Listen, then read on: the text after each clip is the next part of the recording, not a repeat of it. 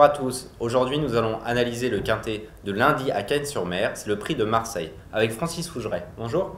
Bonjour François. C'est un quintet donc, pour chevaux de 5 ans et plus sur la distance de 2000 mètres, c'est la PSF. Cette épreuve, Francis, vous avez détaché une base, quelle est-elle? Alors j'ai détaché le 7 Maroni, parce que c'est le tenant du titre déjà. Et je pense que François Rowe l'a spécialement préparé pour ce quintet. C'est un cheval qui a connu une interruption de carrière à deux reprises cette année. Il n'a pas couru entre le mois de février et le mois d'août, et ensuite entre le mois d'août et le mois de janvier à Pau. À Pau, ça a servi de course de rentrée. Ça a été très plaisant en retrait. Maroni a bien fini et il retrouve exactement la même valeur qu'il avait l'année dernière quand il a gagné ce quintet. Je pense que François Rowe avait coché ce quintet de longue date sur son calendrier. En plus, c'est la forme pour les pensionnaires de François Rowe en ce moment. Il y a tout qui roule de son côté, je pense que tous les feux sont au vert, il a tiré un bon numéro à la corde, on lui remet les œillères, franchement pour moi c'est le cheval de la course. Est-ce que vous avez un coup de cœur dans cette épreuve que nos internautes puissent suivre? Alors il y a notamment, oui j'en ai un, c'est Ultima Bella. Ultima Bella, donc c'est le numéro 10. Jean-Pierre Gauvin lui a donné un petit break après le mois d'octobre, après une série de bonnes performances tout au long de l'année. Ça lui a permis de reprendre de la fraîcheur et je pense qu'il l'a préparé comme chaque année et spécialement pour ce meeting de Cagnes-sur-Mer où certes elle n'a pas vraiment de marge au poids mais elle devrait tout de suite faire sa bonne valeur et au moins lutter pour les places. Je sais que vous êtes très confiant avec votre surprise, c'est Sanzio.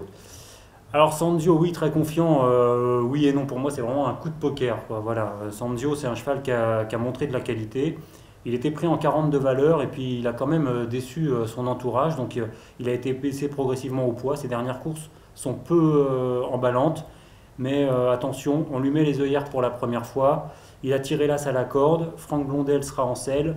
Pour moi c'est vraiment tout ou rien, sur sa bonne valeur c'est un cheval qui peut mettre tout le monde d'accord.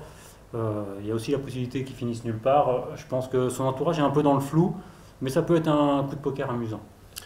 C'est assez rare pour le souligner, mais il y aura quand même 4 pensionnaires qui vont avoir des œillères pour la première fois.